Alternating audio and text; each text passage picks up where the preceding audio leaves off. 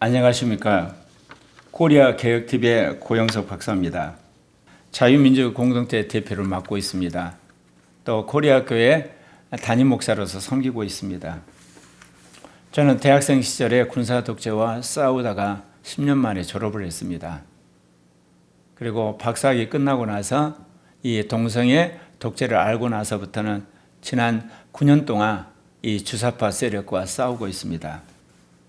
그런데 작년에 윤석열 대통령께서 12.3 비상계엄을 한 연후에 2030이 역사의 무대에 등장한 걸 보게 되면서 제가 40년 만에 응답을 받은 겁니다.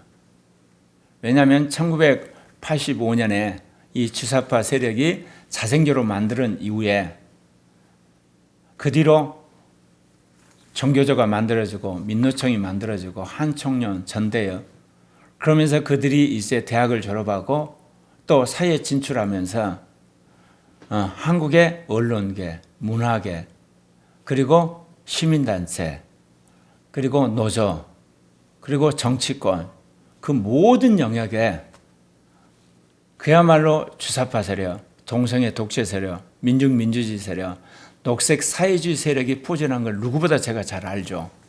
그런데 그동안 제가 어떻게 보면 공개적인 활동을 하지 않은 이유가 1982년도에 군종을 하면서 성령세를 받았습니다. 그때 주님이 제2종교개혁과 제2정치개혁의 말씀을 하셔서 제가 그때부터 어떻게 하면 제2종교개혁을 하고 이 제2정치개혁을 할 것인가, 이 신학과 사상과 전략과 어떻게 보면 리더십 그런 은사를 개발하는 데 주력하다 보니까, 그리고 코리아 교회를 통해서 그런 제3의 교회 모델을 만드는 데 집중하다 보니까 이런 신공산주의 세력이, 민주공산주의 세력, 이 전체주의 세력이 한국 사회에 퍼져나가는 데 불구하고 제가 적극적으로 참여를 하지를 못했습니다. 그러다가 말씀드린 것처럼 박사학위 끝나고 지인을 통해서 이 동성애 전체주의를 알게 되면서 이렇게 되면 한국 교회가 사라지게 되고 이제 자유민주주의 대한민국은 사라지겠구나. 그 위기를 느껴서 뛰어들게 된 겁니다. 그러면서도 저는 이 동성애 독재와 싸우기 시작하면서 결론은 뻔합니다. 그건 다름 아니라 이 신공산주의, 민주공산주의, 전체주의를 극복할 수 있는 정당이 나와야 되고 그런 대통령이 나와야 된다고 생각을 했었습니다. 그래서 제가 잘 아는 그런 이렇게 반동성애 운동을 하는 장로님을 만났었습니다. 그게 2019년 아마 3월쯤 될 겁니다. 제가 그분을 만나서 이야기했어요. 저는 중도고 장로님은 보수인데 중도와 보수가 만나서 이 한마디로 주사파 세력을 극복할 수 있는 운동을 시작해야 되는 거 아닙니까? 그랬더니 그분이 전직 법무장관을 한 분입니다. 그리고 국정원장을 했던 분이죠. 하는 이야기가 그래요. 한국 모든 분야에 이 좌경화 세력이 포진해서 도저히 이거를 바꿀 수가 없어. 하나님만이 하실 수 있는 거야. 우리는 기도할 뿐이야. 안 돼. 그래서 제가 한 이야기 있었어요. 기도를 해서 하나님 응답하시더라도 그 밥상을 받을 사람이 준비되어 있어야 되지 않냐. 그런 이야기를 제가 했던 적이 있거든요. 2019년 8월 15일 이 정광훈 목사와 강화문 세력들이 이제 집회를 하기 시작하면서 제가 가느다란 어떤 희망의 불빛을 보기 시작했어요. 그러다 결정적으로 10월 3일 개천절 집회, 10월 9일 한글날 집회를 하면서 문재인 대통령이 사회주자인 조국을 법무장으로 임명을 했댔는데 윤석열 검찰총장과 싸우다가 그 집회를 계기로 해서 물러나게 됩니다. 그 소식을 듣고 제가 감동을 받았어요. 윤석열 총장이 차기 대통령이 되어서 이 주사파 정권이 연장된 걸 막겠구나. 이제 그때부터 제가 확신을 가지고 정권교체 운동을 하게 됐어요. 그래서 2022년 3월 10일 이제 승리를 해서 윤석열 대통령이 이제 취임을 하게 되는데, 저는 검찰총장 출신을 대통령을 만든 하나님의 뜻은 주사파 세력을 박멸하라고 하나님 세우셨다고 저는 확신을 했어요. 그런데 지난 한 2년 반을 보는데 윤석열 대통령이 하는 모든 것들이 주사파를 더 키워주는 방식으로 하는 것에 너무너무 실망을 한 거예요. 그래서 제가 어떻게 하면 이 주사파 세력을 극복할 수 있을까? 이제 윤석열 대통령 갖고는 안 되겠구나. 그래서 참 제가 낙심을 하고 마음속에 고통의 세월을 보내게 됐죠. 그런데 작년에 12월 3일 비상경을 하면서 드디어 때가 왔구나. 드디어 국민들에게 이 주사파 세력의 실체를 저런 방식으로 알리는구나.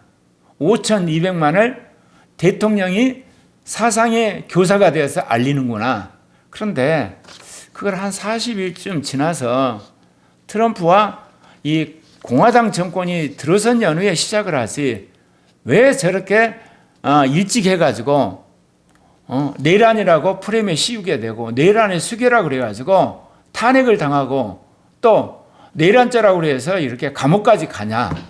이제 그래서 제가 시기를 잘못 잡았다 그런 생각을 했었거든요. 그러나 나중에 하나님의 섭리를 깨닫고 제가 놀랬습니다.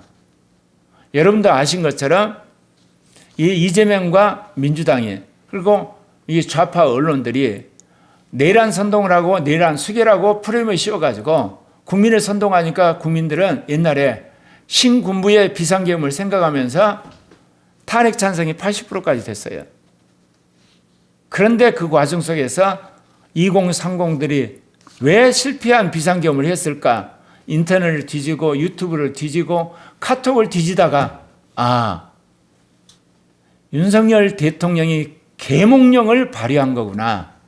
우리나라가 북중로로 경사가 되면서 민주공산화가 되고 점진적 공산화가 되고 그리고 신공산화가 되는 것 이렇게 되면 우리나라가 홍콩아지만 남미가 되는 걸 알고 나서 그들이 뛰쳐나오게 된 겁니다. 2030이 뛰쳐나오게 된 걸 보면서 제가 40년 만에 응답을 받은 거죠. 주사파 실체를 알기 시작하면서부터 그동안 제가 기도하면서 연구했던 그리고 실제로 그거를 수행할 수 있는 그런 주체 세력을 보게 된 겁니다. 그래서 오늘 방송은 2030 혁명의 시대적 과제입니다. 한국에 지금 국힘당과 민주당이 적대적 공성을 하고 있습니다. 산업화의 주축이었던 영남 지역에 국힘당은 뿌리를 내리고 민주화의 기지인 이 호남에 민주당이 나름대로 아지트를 만들어 놓고 이날까지 계속해서 번갈아 가면서 계속해서 우리나라 정치를 뒤흔들고 있습니다. 그러면서 그들은 지금까지 권력을 나누어 먹었을 뿐이지 지난 80년 동안 한국이 그야말로 찢어지게 가난한 나라에서 10대 경제 강국이 되고 문맹률이 그야말로 가장 밑바닥에서 오늘날 대학생 진학률이 7, 80%를 능가하는 그런 고학력 사회가 되고 그야말로 왕조시대 그리고 일제하에서 노예에 불과할 만큼 완전히 천민으로 천대받던 그런 국민들이 당당히 이제는 시민이었죠. 말하자면 백성이었죠. 국민으로서 민주화를 이룬 위대한 이 대한민국에 이루 말할 수 없는 그런 문제들이 산적에 있는데 아무도 해결하지 않습니다. 그저 이재명과 민주당은 권력을 잡아서 자기들의 이권 채기에 바쁩니다. 국힘당, 권성동과 그리고 또한 이게 국힘당의 권영세와 그 세력들은 더 형편이 없습니다. 어떻게 자기 당의 대통령을 두 번이나 탄핵합니까? 박근혜 대통령 탄핵하고 윤석열 대통령 탄핵하는데 공무원자들 아닙니까? 그들도 권력을 잡고 이권 챙기기에 급급하지 한국의 산적한 문제를 해결하는 그런 비전이 없습니다. 그런데 저는 이번에 윤석열 대통령의 비상계엄에 의문을 품고 그들이 모든 것을 뒤집고 이러다는 한국이 북중로로 경사되고 이 나라가 신공산화가 되고 민주공산화되고 점진적 공산화가 되고 단계적 공산화되고 깨닫는 2030이 정치 무대에 등장하므로 산적한 문제를 해결할 수 있는 2030 정당이 출현할 걸 저는 확신하게 된 겁니다. 한국 사회가 가지고 있는 문제가 뭡니까? 무엇보다 저출산입니다. 어느 누구가 결혼하기를 싫어하고 자식 낳기를 싫어합니까? 동물들도 암수가 같이 성적인 그런 교제를 통해서 결국 자식을 낳잖아요. 그런데 그야말로 인간이 이렇게 결혼하지 않고 가정을 꾸리지 않고 1인 가족을 하게 된 것은 한국 사회가 양육비 부담이 너무 높다는 겁니다. 높은 교육비, 사교육비, 의료비 그런 부담이 너무 큰 거예요. 그러니까 혼자 사는 게 차라리 낫다. 그리고 주거비용이 천정부지로 높아요. 임대료도 그렇고. 그러니까 결국은 결혼과 출산이 지연될 뿐만 아예 하지 않는 거예요. 그리고 청년들 같은 경우는 일자리가 불안전해요. 그런 가운데 어떻게 부양할 가족을 그들이 생각을 하겠습니까? 그리고 직장을 가더라도 맞벌이 부부가 자녀들을 가르치는데 얼마나 힘듭니까? 이런 모든 것을 볼 때 그들이 아예 1인 가족으로 그냥 동거하면서 자녀를 안 낳는 그런 이제 세대가 많아지면서 오늘날 저출산 문제가 되었다 그 이야기입니다. 그러면서 결혼간에도 이제는 비혼 동거를 하게 되고 또 말하게 되고 심지어 이제는 동성 커플까지 생겨버리는 그런 사회가 되었다는 것입니다. 그리고 또한 이제 한국의 가족 구조가 이제 변화되는 거죠. 더욱 이제는 급진적 페미니즘 영향으로 동성애 차별 금지법까지 이제 제정하려고 하는 겁니다. 이제 결혼율이 감소되면서 자연히 결혼을 기피하는 현상이 나타나죠. 예전에는 결혼이 필수였는데 이제는 선택사항이 되어버렸고요. 그리고 출산율도 이제 하락을 합니다. 양육비 부담, 교육비 부담 때문에 결혼을 해도 자녀를 안 낳죠. 낳더라도 1명이나 2명 정도로. 그리고 1인 가구가 이제 증가되면서 모든 주택이나 모든 생활 주경 환경이 1인 가구에 맞게 변화되면서 심지어 자녀 3명, 4명 낳은 사람들은 도예지에서 얻을 집이 없어요. 전셋집이 없어요. 전부 자녀 2명 아니면 1명. 이런 식으로 가구 구조도 바뀌는 겁니다. 그리고 또한 문화적인 갈등, 경제적인 여러 가지 문제 때문에 이혼이 이제 증가되면서 편부가정, 편모가정이 많아지고 있고요. 그리고 또한 이제 국제결혼을 하게 되면서 다문화 가정이 많아지면서 언어 문제라든지 심적인 그런 갈등들, 교육 문제, 산적한 그런 문제로 지금까지 한국에서 전통적으로 했던 양성가정 그리고 대가족이 완전히 와해되고 1인 가정 그리고 또한 결손가정이 많아졌다는 겁니다. 세 번째는 이와 더불어서 고령화 문제입니다.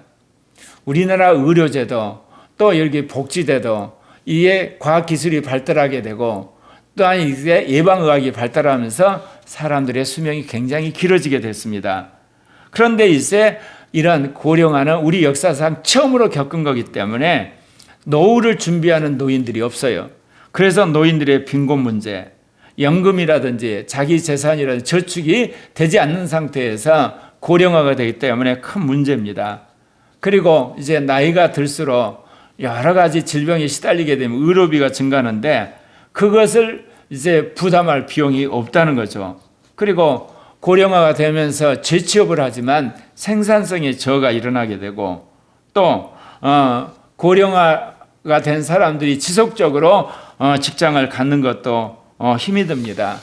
그리고 국민연금과 건강보험의 재정이 이제 고갈이 돼가면서 큰 위기를 맞게 되고 특별히 1인 가족이 점점 증가되면서 이혼 가정 그래서 독거노인이 많아진 거 고독사 문제까지 이제 만들어지는 그런 상황이 되게 되죠. 그래서 여러분 보시게 되면 공원 같은데 노인들만 모여서 바둑지고 같이 좌담하는 것을 여러분 보지 않습니까? 그러면서 노인 혐오하는 것도 이제 많아지게 되고 세대의 갈등도 심해져 가게 되는 그런 상황입니다. 그리고 노인들은 점점 디지털 문명에 소외되는 이 고령화 문제가 지금 있는데 해결 방도가 뾰족한 것이 없습니다. 네 번째는 이제 이런 인구 구조가 변화되면서 사회적으로, 경제적으로, 교육적으로 모든 복지 문제에 엄청난 리스크가 발생하고 있다는 겁니다. 우리나라 15세부터 64세까지 생산 가능이 급격히 줄어들고 있습니다. 그렇다면 노동력에 의지한 모든 산업은 몰락한다는 거죠. 특별히 이제 남미라든지 아프리카, 아시아에서 경제 개발이 되면서 우리나라가 그동안 주도권을 졌던 제조업의 대부분이 이제 해외가 더 가성비가 좋고 그리고 생산성이 뛰어난 그런 기업들이 출현하면서 이 노동 집약적인 산업들이 몰락을 하고 있습니다.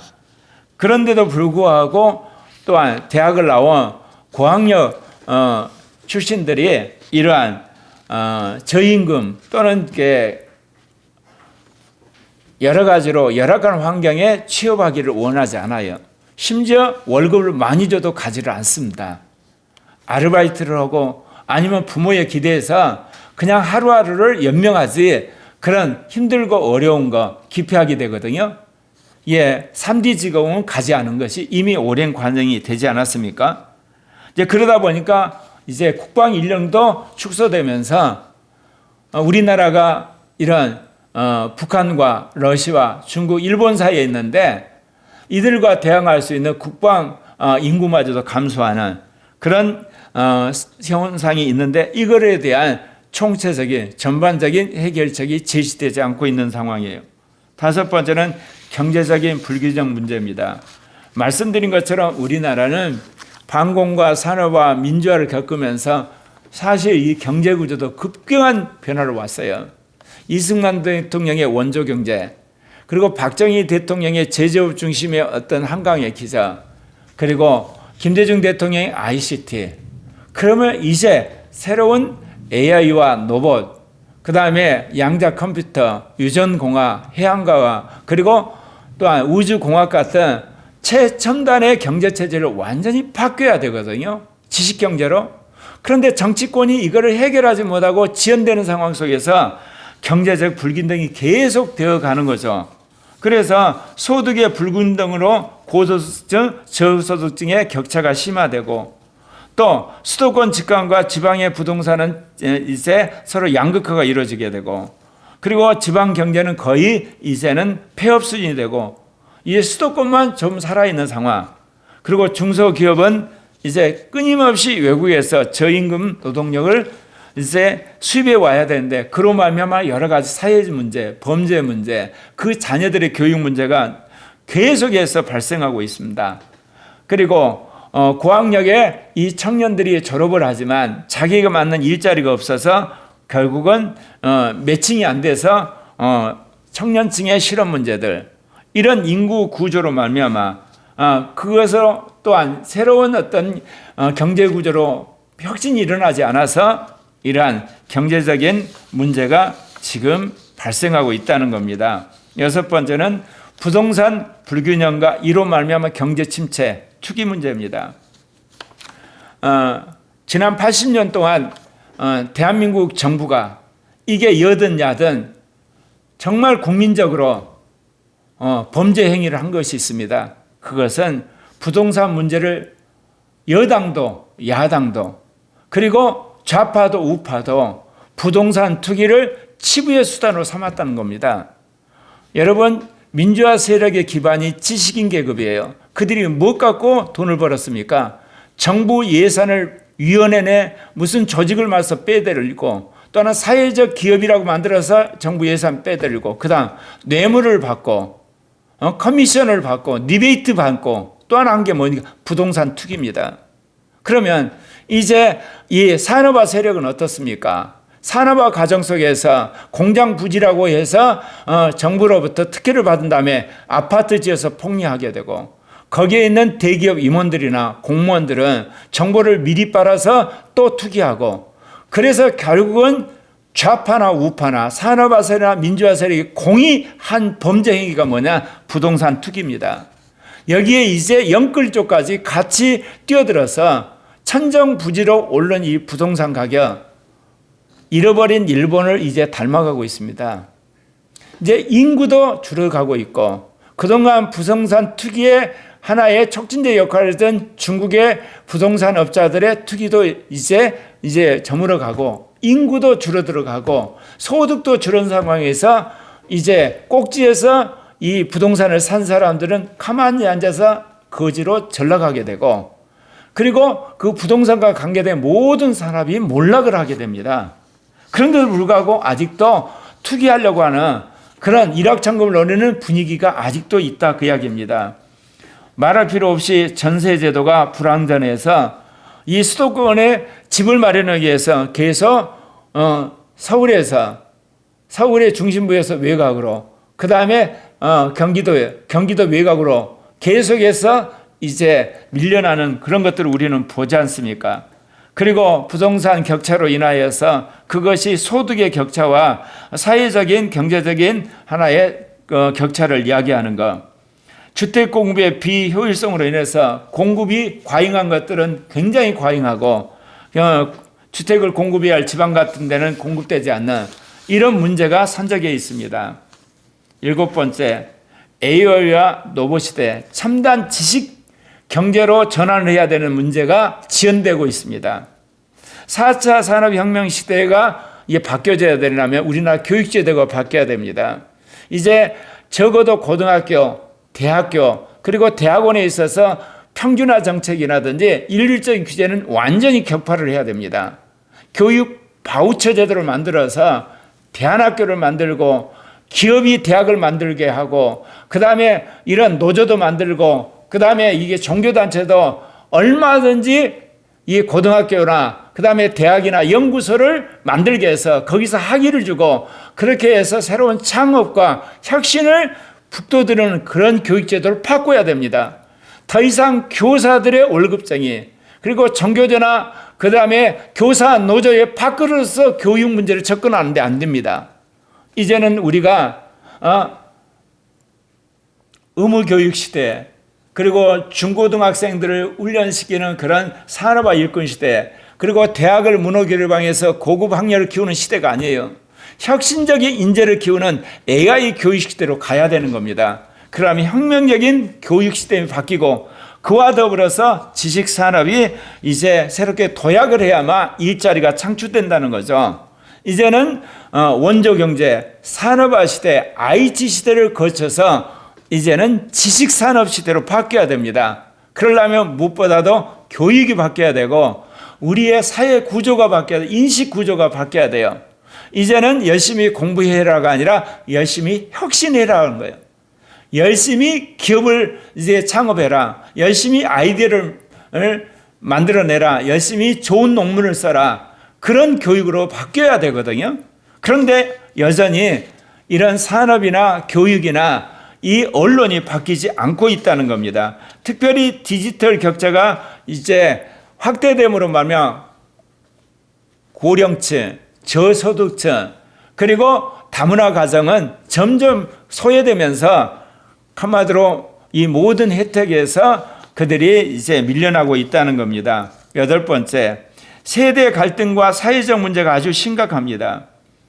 말씀드린 것처럼 이 산업화 세대, 민주화 세대, 이제 이 디지털 세대 간에 직업의 차이, 학력의 차이, 문화의 차이, 그 다음에 여건의 차이가 너무 커서 이것이 노인들은 고독사를 하게 되고, 그 다음에 이제 중년 세대는 이혼을 하게 되고, 그리고 2030개는 1인 가족이 되는, 그러면서 사회적인 문제라든지 연금 문제라든지 주거 문제, 교육 문제, 모든 문제에서 세대 간의 갈등으로 비화되고 있다는 겁니다. 그 다음은요, 지역이 소멸되고 지역이 불균형되는 거예요.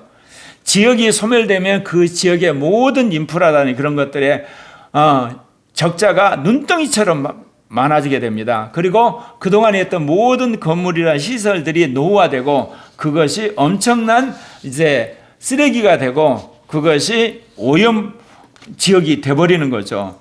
그리고 또한 지역 간의 격차가 심해지면서 갈등이 심해지게 되고 농어촌이 공동화되는데 이제 더 심각한 것은 뭐냐? 다문화 가정 속에서 결혼하면 대개 남자가 만혼할 때 그 다음에 어린 여성과 결혼하게 되거든요.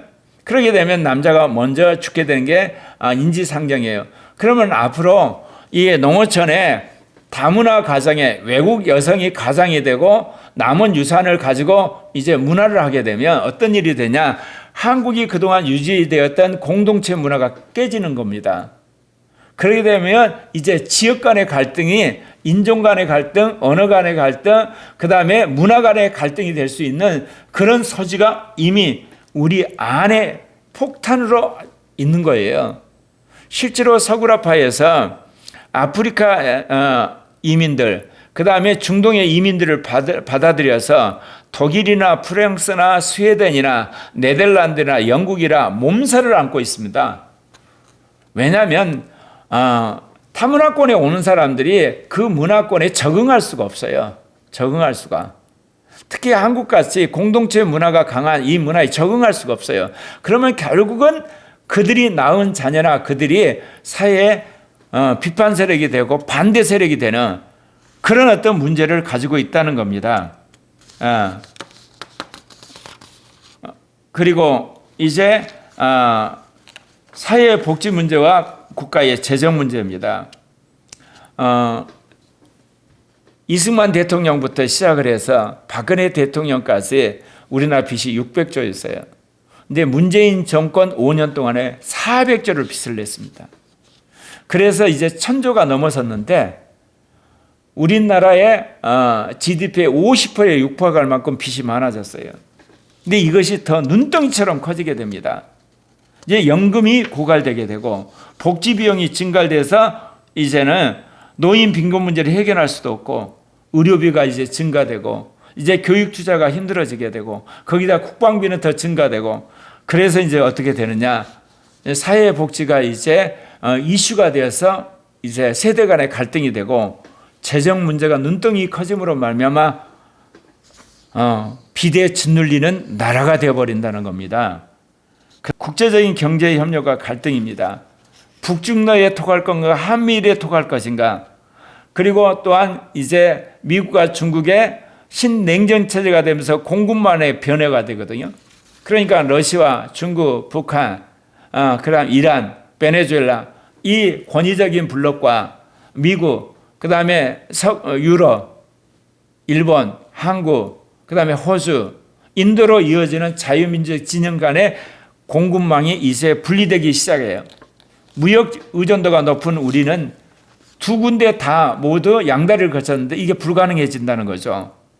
그래서 수출 의존도가 높은 우리가 이제 굉장히 산업 구조가 취약해지면서 어려워지는 그리고 대북 지원 갈등이라든지 이런 대중에게 그 제재가 강해질 때 우리가 가질 어떤 리스크들, 그다음에 기후 변화에 이제 대응해야 되는 것들, 기술 패권 속에서 AI라든지, 그다음에 반도체라든지, 그다음에 양자 컴퓨터라든지, 로봇이라든지, 그다음에 유전공학, 해양공학, 우주공학에서 뒤처진 우리가 그걸 극복해야 할 그런 국제 경제적인 환경에 대응하는 그런 문제들, 그리고 같이 협력하는 문제들이 우리에게 이제 주어지고 있다는 거죠.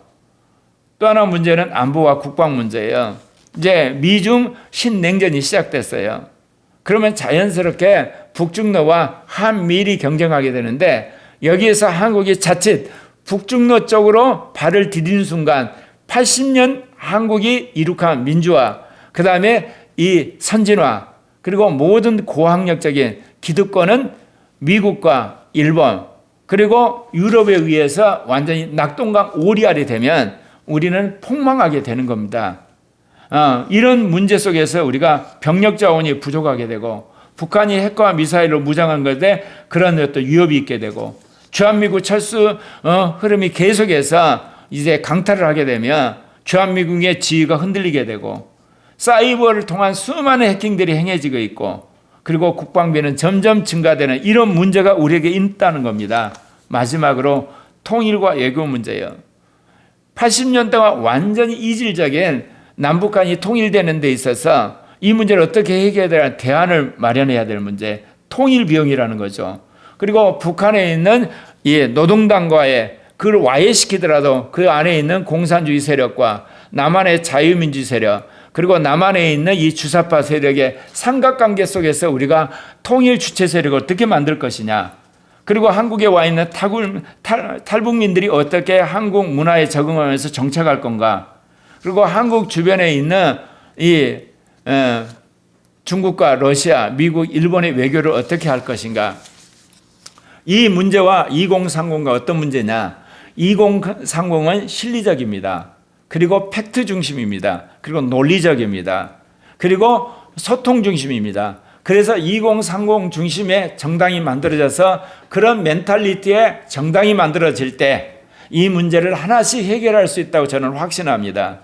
그래서 산업화 주출하고 영남에 뿌리를 댄 국힘당도 아니고 민주화에 그리고 호남의 기지를 틀고 있는 이런 더불어민주당도 아닌 그야말로 2030의 주축이 되는 새로운 정당이 나와서 이런 시대적인 과제를 해결하리라 저는 낙관해 봅니다. 감사합니다.